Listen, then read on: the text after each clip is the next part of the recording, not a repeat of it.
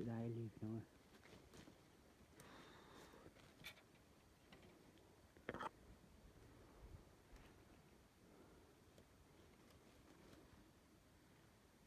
เสียดายลีพี่น้อง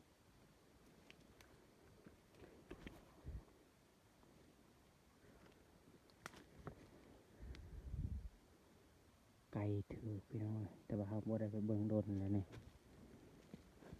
บดตายไปเลย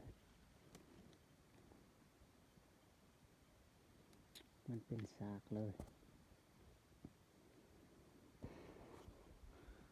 เสียดายลีพี่น้องว้าเบิ่งบดหมดแดงครบนี่มันเป็นซากไก่เนาะเขาบ่ได้ไปเบิ่งโดนแล้ว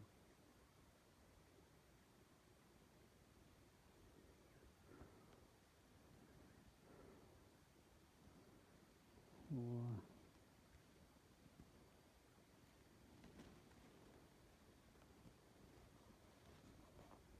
เพราะว่าลายมือเขาบ่ได้ไปเบิ่งนะ2-3 ทิศ